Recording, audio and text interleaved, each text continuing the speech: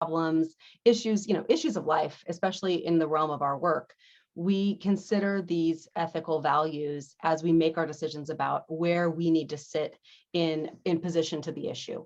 So this is our guiding principles, and there's some consequences for social workers if you don't follow your code of ethics. So they're very important. They're very important to social work. And every year, every 3 years, we gather as a group of several hundred delegates, which is very interesting to do. And we did it this year over online, which we have historically done it in person. And we decide what we want to change and what we want to add. So they are an ongoing code of ethics. They get updated every 3 years. Good, excellent. Monique, a word or two? Sure, I can just say a couple of words here. We've been looking at the late Middle Ages in our history class and trying to understand the kind of basis for inequalities in feudal society. And yesterday we looked at the moment where the Black Death hits Europe and spurs quite a bit of social unrest, some revolutions among people kind of at the bottom of society questioning why things are unequal. And we read a sermon for class yesterday that specifically is asking the people who are on that top part of society to question what they will do on Judgment Day when they stand and face the inequalities that they allowed to happen in their lifetimes. So I've asked my students to think about that aspect of the period that we're studying. And they also were reading, especially the oppression of the Jews in the Middle Ages in this time. So some of the persecutions that took place in the midst of this crisis. So they're considering kind of issues of inequality as well as the kind of thinking on different groups of people for various reasons of prejudice, racial, religious, etc. So Good, thank you. And Emily, would you want to give us sort of an overview of this issue, just in case some of the students know what monuments are you talking about? Right. So, when we list our ethics and we list the way that we want to approach the world, it all sounds, oh, sure, why would that ever be hard? Of course, we're going to adhere to those ethics. But when we start applying things into the real world, and that's what we wanted to kind of talk today about, is about kind of current case studies where we can apply our ethics and develop our approach to a current issue from an ethical perspective, informed by our disciplines, right? Informed by Christian ethics and the frameworks there, informed by social work and the frameworks there, informed by historians and the frameworks there. So in the United States, I'm sure most of you have noticed, we had a summer of racial awakening. That's what a lot of folks have called it. And at the same time, going with that, we saw a number of monuments come down across the country of all different kinds. And we had kind of alongside of our conversation about Black Lives Matter, we also had a conversation about what are our public spaces, what should they look like? And what makes an ethical public space? What makes a space where, for social workers, where the dignity and worth of every person is celebrated, and as opposed to the dignity and worth of some people being celebrated while making a lot of other people very, very uncomfortable. So, or even, leading to feelings of oppression going into public spaces when you see around you figures that did not view the group of people that you belong to as a whole and complete person. Or view you as lesser for some reason, or less deserving of rights, or less important in society. So I think, oh, okay. So that's the issue that's come up that I thought would be a great application for thinking about ethics. And also, of course, it's really important. We try to celebrate some of our favorite historical moments through our monuments in our public spaces. And how do we do that in a way that is ethical, that does respect every single person, that serves the goals of social justice? How do we do that in our current contemporary times? And I think it's an ongoing discussion, right? It's a controversial issue, and I wanted to bring it up. Even in Walla Walla, we are talking about this. So Whitman College over Christmas break decided to take out one of their monuments to Narcissa Prentiss Whitman and they did it very quietly. So there's lots of discussion about when you remove a monument, how should you do that? Should you talk about it publicly? Should you do it really quietly? Should we have a big riot and just pull it to the ground, right? Like there's lots of ways we've seen this happen across the country in the last year. And you know, what do we want for our community that we live in? How do we make sure every person feels dignified and worthy in our public spaces? So that's that involves looking at the statues that we have. We have a number of statues in Walla Walla, and one of them is of Christopher Columbus, and one of them is of Marcus Whitman, who are both controversial figures historically. And so we're talking about that, and there's been some structural things that we've done to try to have that conversation in a productive way. But you know, how should we approach that? How should we approach those monuments? One of which sits in front of our courthouse, so it's very public. It is very much on public land, and everyone who goes to get their tabs renewed kind of has to walk by it, right? So you really can't avoid this particular monument. And this also it goes to even the day, Columbus Day. In Seattle, they have, and number of cities have changed it from Columbus Day to Indigenous People Day, which goes just against the opposite end. And maybe that sort of conversation can be that illustration can be included in the conversation. Any other word before we open it up to the class for discussion, Monique? Yeah, I'd be curious just if the two of you want to comment, Pedrito and Monique, on how, you know, your discipline might approach these kinds of questions and conversations. I've definitely highlighted the way in which social work, you know, the parts of our code that we like, you know, that we would be focusing on here. But are there any ways in which you think your discipline sort of points you or positions you to approach these kinds of questions? Do you want to go first, Monique? Sure, I can just say very briefly.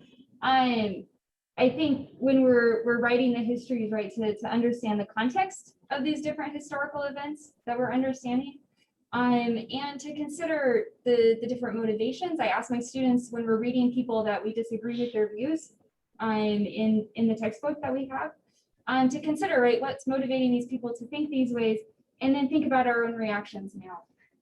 So kind of balancing those different perspectives. Yeah. Off the top of my head right now, thinking about monuments, I don't have anything to add to that conversation. But Yeah.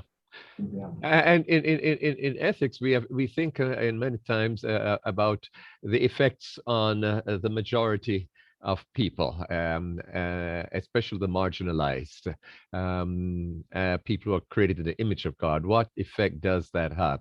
Is the action loving and just? Is what the monument represents loving and just? Does it reflect Jesus Christ? Does it reflect the way he taught, and those that he spent more time caring for? So we have to bring all of those facts into play when we decide who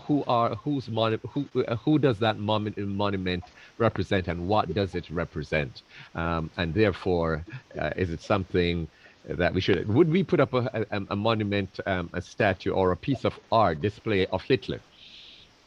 And do we display a piece of art of even Nero, or one of these people that are bad, even though it's many years ago?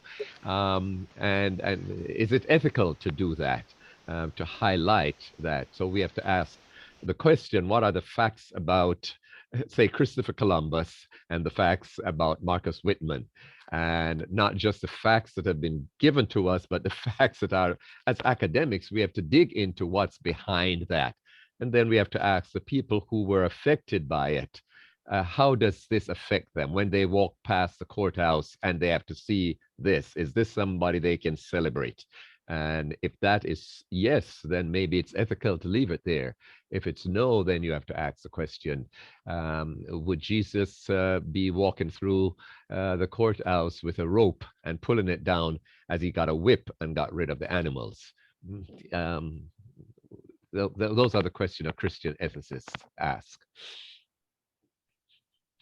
Are we ready to throw it out there to see the various students who have come from their perspective, from their class, historical, social work code of ethics, or an ethical model, or the way you use the Bible in My Christian Ethics? Yeah, I would love to hear from students. I would also encourage students who are having these conversations in their at home about monuments in their homes. I think those are really informative. If you live in a different part of the country, how is this conversation happening there? Is it a little different than what you're hearing here? We have not gotten ropes out in Walla Walla, right? Nothing's come crashing down the way we have seen in other cities. So it is very community, the community has a lot to say here about how we have this conversation. So I'd love to be informed by what's happening, your firsthand experiences in other places.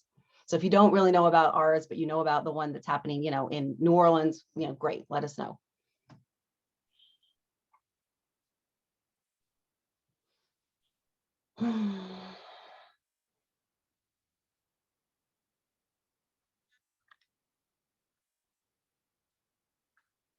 Quiet this morning, all 50 some of us, or 83 of us, my goodness, 83 of us.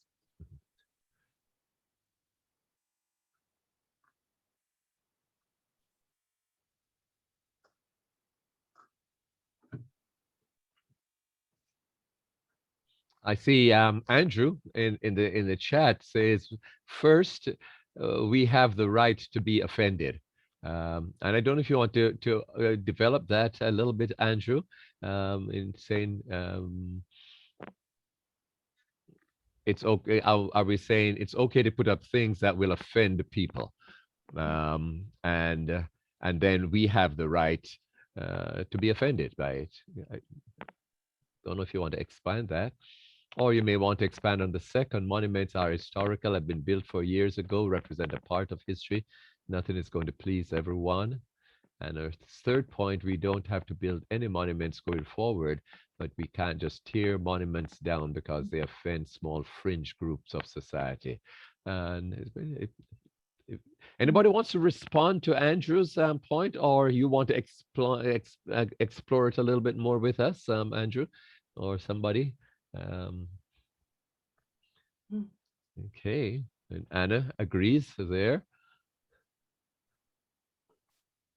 So let's talk about this history idea for a second. I think this is interesting. So Christopher Columbus is part of the history of the 15th century, and that's his era.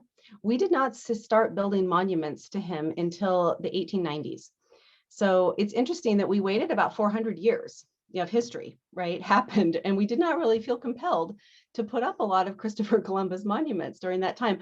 So I think exploring this idea of history is really interesting. In the same way, when we look at some of the monuments that have been talked about a lot that exist in the South to the Confederacy, a lot of those monuments also did not go up for quite some time. And in fact, many of them seemed to be in conversation with work that was being done for civil rights. And so monuments came up as sort of a resistance to civil rights. So it was in conversation with the events that were happening. So I always wonder, what do folks mean when they talk about history? Of course, the history is the history. What happened is what happened.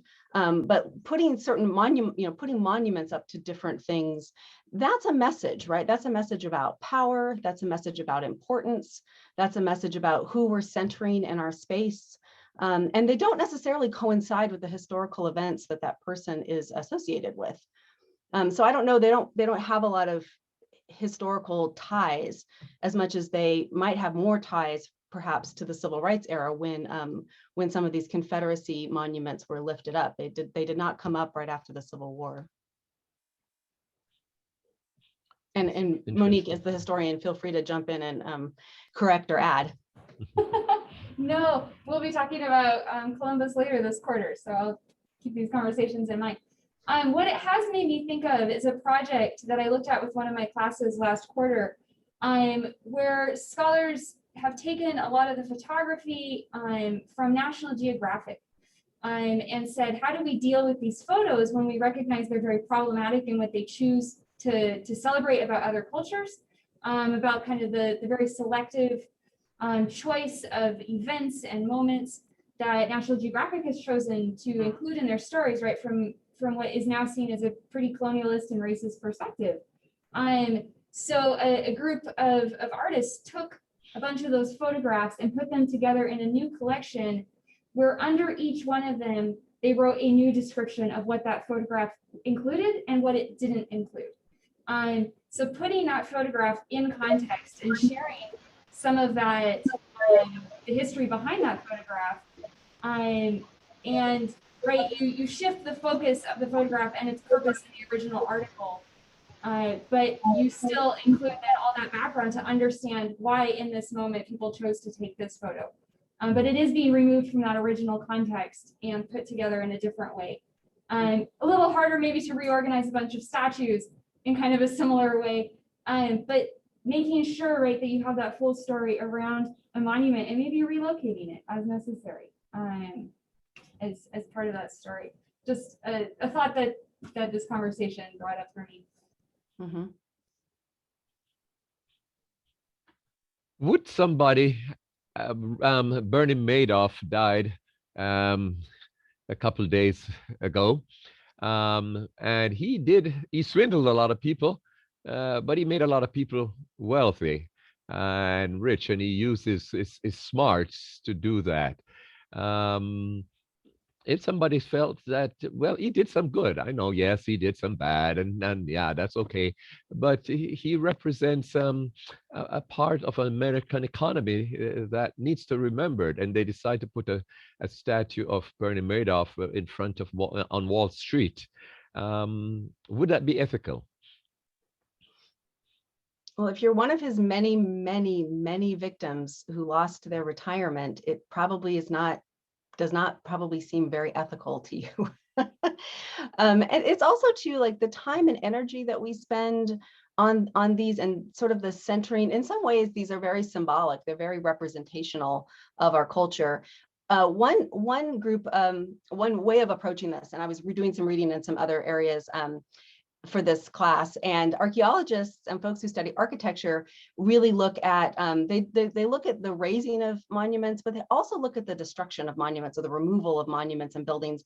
And their take, at least a couple of folks' take, was that when you see a society pull down their monuments or pull down their large edifices, their big buildings for some reason, it typically says that something major is changing in the society. And it can be, this is indicative of a transformation that's happening within the society. So I think a lot of folks are like, oh, it's so destructive. But folks who study this say, well, but this destruction has historically led to a great transformation and major societal changes that were important, and led to other important things. So they can mean something more than just destruction. They can mean that things are really changing within that society, which I thought was an interesting interpretation after watching, this summer when so many monuments came down. And it was like, certainly, some of them were destroyed, some of them were just removed. But I think reframing that and saying, well, what does that mean we're actually going to do some work on racial justice? Because that's exciting, right? Does that mean we're serious about it? Does that mean there's a transformation happening, that we're willing to do this? As some, historians and archaeologists would suggest, that it could mean that. And that to me was like, oh, well, I'm willing to sacrifice the monuments if we can become a much more anti-racist society. Good. I see a number of things in the chat from Brandon and Elijah and Clara, Elijah, Brandon, do you want to just speak and maybe speak up a little bit of where you're coming from in terms of the monument itself or the people affected? I'd love to hear a student's voice here. And I pick on Brandon and Elijah since you did put something in the chat. Yeah, I can speak. Thank you, Brandon. Yeah. So, I mean, I have a few new things that I guess I could be marginalized for, but in general, there's really no statue out there that would affect who I am, and like my experiences. Like if I walk by a statue, I'm not like, oh, this person would have hated me or this person would have persecuted me. I don't have that experience. And so I don't think it's really fair for me to say this monument or this statue or this painting is ethical or unethical, because from my own perspective, because it wouldn't affect me. So I don't have the right to say, we can't tear this down, or we have to keep this up here, because it wouldn't affect me even if it did have an effect on people. So I think we have to listen to people who it does affect, and kind of really see how it's affecting them, and like listen to their voice instead of putting our own perspective on it if we wouldn't even be affected by it in the first place. Yeah, good. Thank you. Elijah, do you want to push back on that?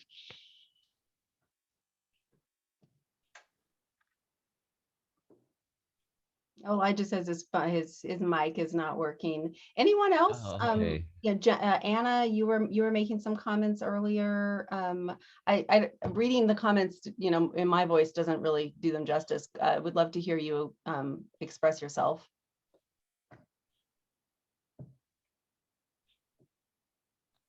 Abigail, for those who are not reading comments, would you like to build on what Brandon was saying?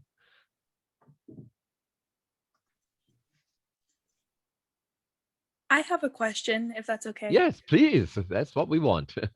Thanks, Lydia. I'm just curious. I noticed in the chat, Rochelle mentioned maybe the option of removing or replacing the statues, putting them somewhere else, maybe in a museum where we could learn about the whole character of them and just have more information posted next to them, rather than just, I know when I'm in public and I see a monument, my first thought is, wow, that must have been an awesome person to be so revered by the people who put it here. This is someone who must have done a lot of good. That's my first impression. So maybe if they were put in more of an educational environment than up more on a pedestal in public, we could get a more well-rounded idea of who that person was. That was just what I was thinking, and that was based off Rochelle's comment. I really appreciated it. Yeah, thank you. I appreciate that comment. Elijah, I see that you're. Yeah, I got my microphone to work. Yeah, excellent. It was Lydia that was speaking. I kind of agree with her in a lot of ways that, like, because here's the thing about monuments is that in a lot of ways they do erase history in and of themselves because they do not acknowledge the bad things that they did. However, I also don't believe that we should get rid of the monuments just because otherwise you're kind of like getting rid of the celebration of the good action that they did do. And there should be, I don't know, I guess not necessarily the destruction of monuments, but in my opinion, there should be more leaning towards the acknowledging of their bads, and even like with the monuments, maybe also putting other monuments that be like, hey, this is something that did happen. We do acknowledge this. Because just because someone did something bad does not mean that you should stop celebrating the things that they did do good. Otherwise, no one would probably or should be celebrated because everyone has some sort of flaw. Well, it's interesting that you bring that up because the U.S. really photographed and publicized the removal of the Saddam Hussein statue when we invaded Iraq. That was something that was very much an action we wanted shown to the world. And when Saddam Hussein's wife still, says that he has been misportrayed and that only his bad things have been talked about, and that she knew him as a loving and kind man. So, that it's an interesting thing to think about, when we try to say, well, we shouldn't take that statue down. I don't know. I wonder, like, if we ask some people, there'll always be something that someone liked about this person, and, they were a leader in their country. But I also think that the democratic process, the people that want it, we should have a say in what our monuments are and how they look. And at the moment, what we have to look at every day, what we pay for as taxpayers, what is on our property as citizens. And I think it's almost too easy to say, well, leave it up because nobody's perfect, because that means all the Hitler statues come back, all the Stalin statues come back, the Saddam Hussein statues come back. Do we want that? That's kind of where that thinking goes. Going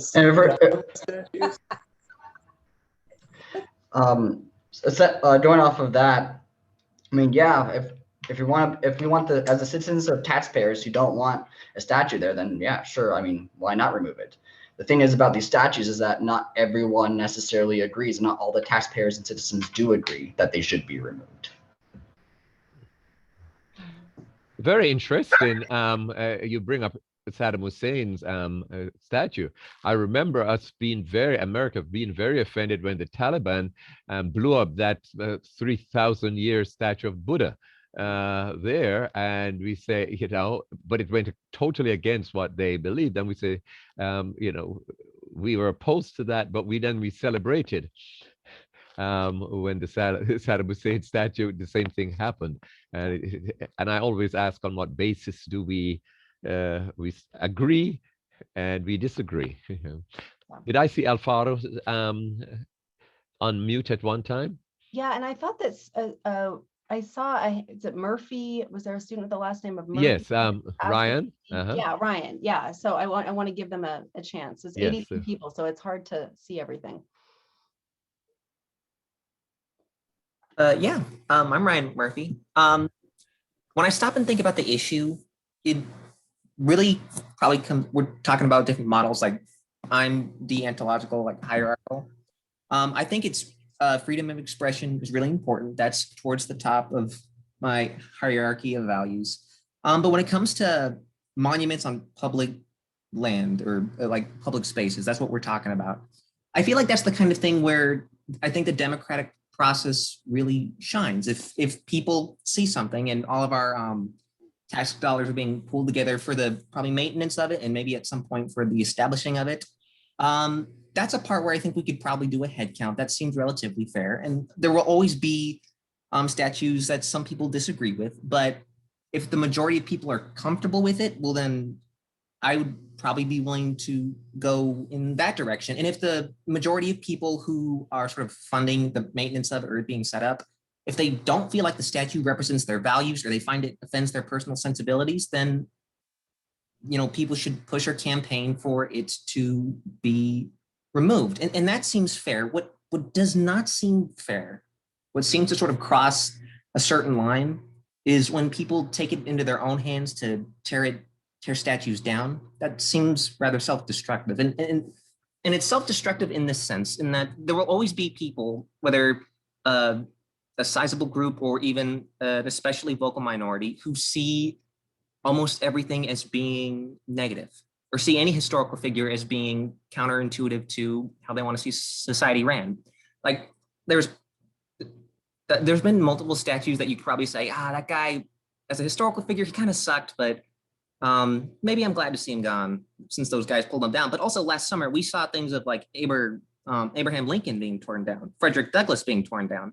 And if I don't want to see different statues of historical figures that I find very amiable, very impressive, I have to make sure that we can't cross into the area where political violence isn't excused. Because once we start doing that, everything sort of goes out the window. It's not very productive. Other thoughts? Yeah, Matthew. Yeah, go ahead.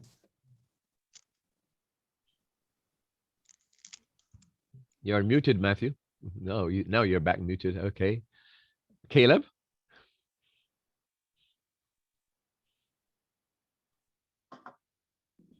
Talking to me? I saw Caleb Hayton Oh. Unmuted.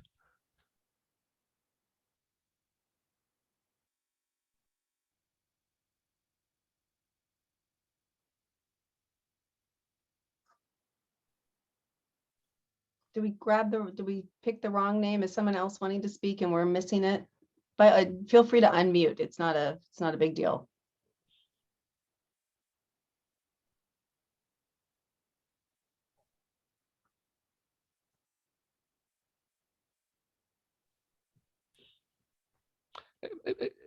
Look at the again from a biblical point of view.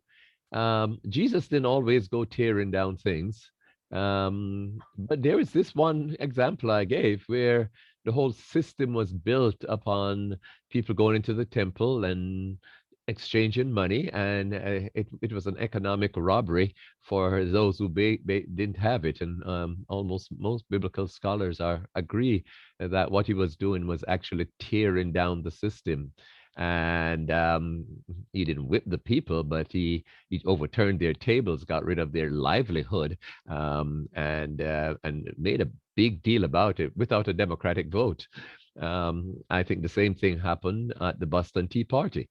We tore down the British system by throwing people's economic well-being over in the sea. And we celebrate that. Is there a time when even the vocal minority, say like folks that are native, that were here long ago, who felt their land being taken away, can fight back? And I'm just raising a question to see, is there a time when the majority, the oppressive majority, maybe, whether it be a Hitler type or a Nero type or a Sanhedrin of the Jewish people type, do something, and the ordinary people can, minority maybe, can say, but this is just not representative of what we believe in, and we feel that it is unethical, and we need to do something about that. That's how the British saw us, of course, back there with the Boston Tea Party. And they were ready to go to war, just that we won. And history is written by the winners. Right. There's a couple things that I would add to this. We definitely can see the use of monuments as elements of intimidation, as fear-producing items. There's another sort of group of folks that study monuments and talk about monuments and affect, and the emotional effect that monuments are designed to have. Monuments and important buildings, right? You don't walk into the Sistine Chapel, and the awe that you feel, right, is intentional. That was not an accident. So when we design our monuments, when we design our monumental buildings, that kind of emotional experience is typically built right in. We understand that creating something really big and putting it up high on a pedestal has an emotional impact on humans. So when we look at that, when we know that, and then we look at what happened during the civil rights movement, where there was this putting up of monuments to the Confederacy, we can see that there is an intention there, right? That the history is not being celebrated necessarily, and whether or not we should celebrate Confederate history is an interesting question, but also this idea of like, this was intentionally done to intimidate and create fear for a minority group. And we see this done to Jews in history. We see this done to Arabs in history. We see this done to minority groups throughout history. And typically when we look back on that, we don't say, well, the majority was fine with it, so that was great. We say, oh, this society, treated a group of people kind of badly. And that doesn't say great things about the society overall. So I understand the democratic framework that folks are referencing, but I also think about the history and the way that we look back on cultures that did marginalize and oppress groups over time with fear. We certainly see the communists doing it by putting up their, USSR monuments all over the place to really instill fear in the people intentionally.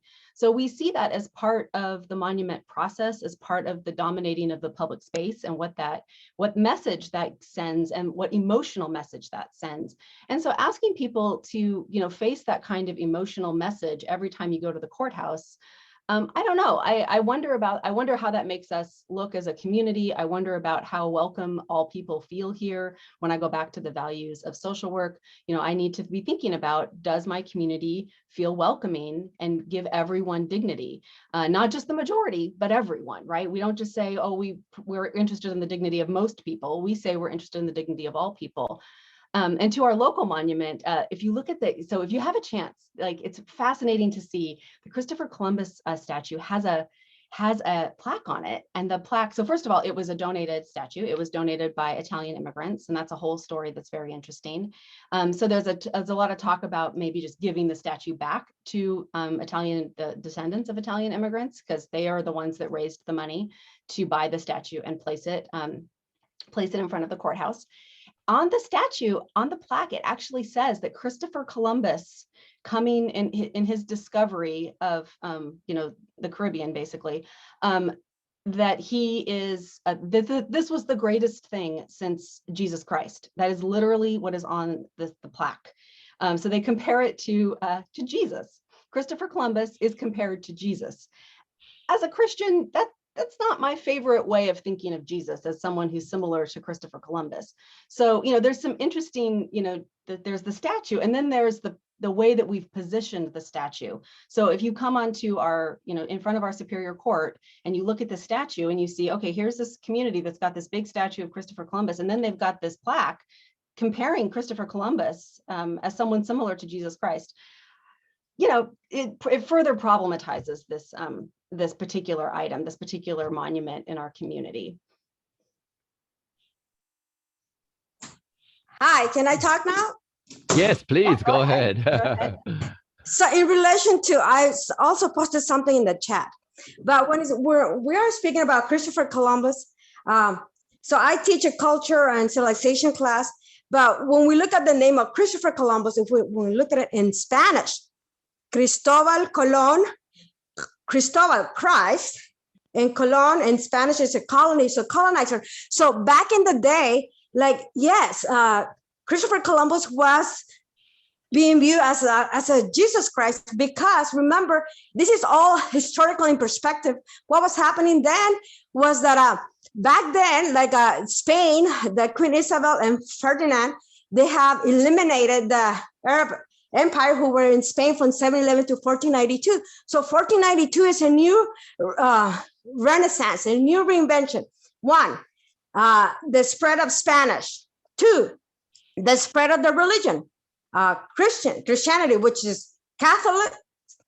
Catholicism is Christianity, because that's at the beginning of, that's what it was. But now, we have different branches. So yes, so that's what the Italians have view him as a reference, and it's someone that they identify with. And also we have to remember that when the Italians and the Irish came in the 19th century in massive groups, they were also Catholics, and they were persecuted in the United States, even though it was the land of the free, because of Protestants.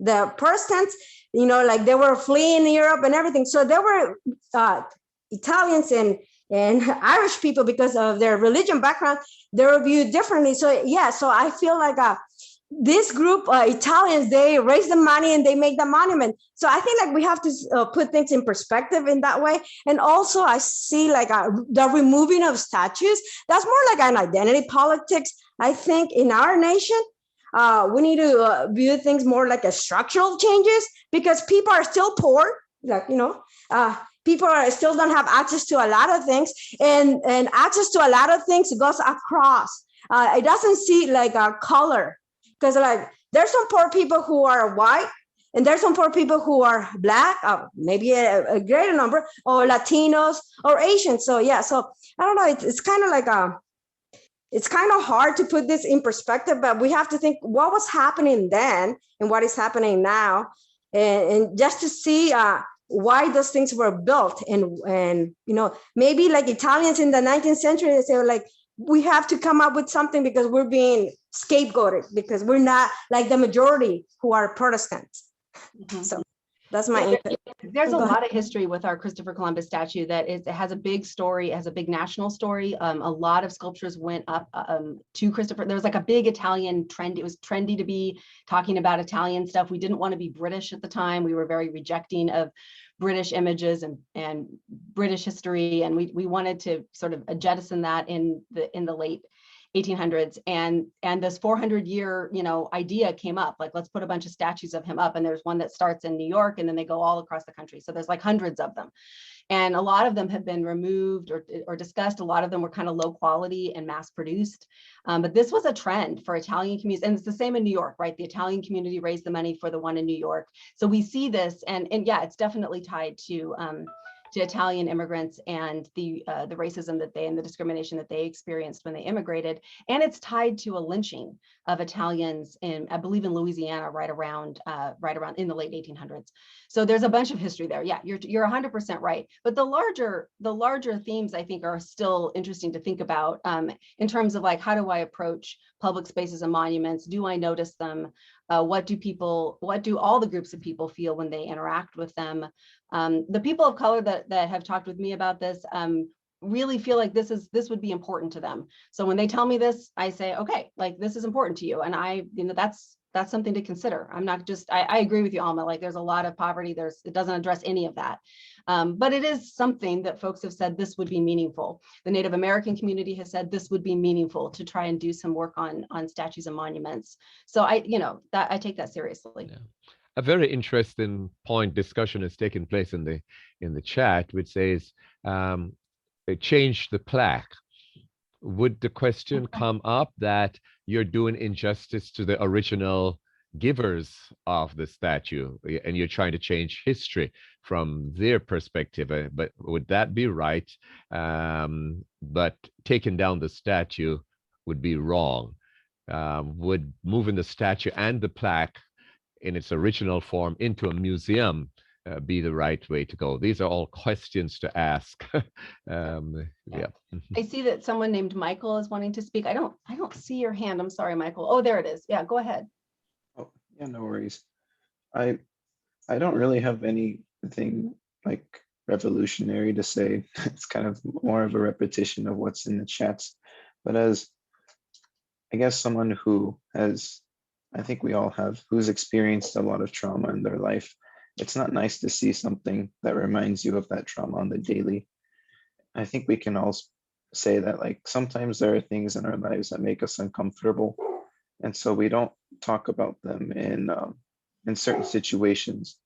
Like for instance, when I'm around a group of new people, I'm not prone to talk about my past relationships, or I'm not prone to put up a big sign that says, I don't know, I just went through a breakup. That's just not something I'm comfortable with. It makes me feel, it brings up the hurt from that relationship. But I'm more willing to talk about that in a setting where I know I'll get constructive criticism or that I can learn from, such as with a therapist. And I think that same kind of logic can be applied with monuments. I mean, personally for me, sometimes I see a monument that doesn't necessarily make me feel all that great, or it doesn't make me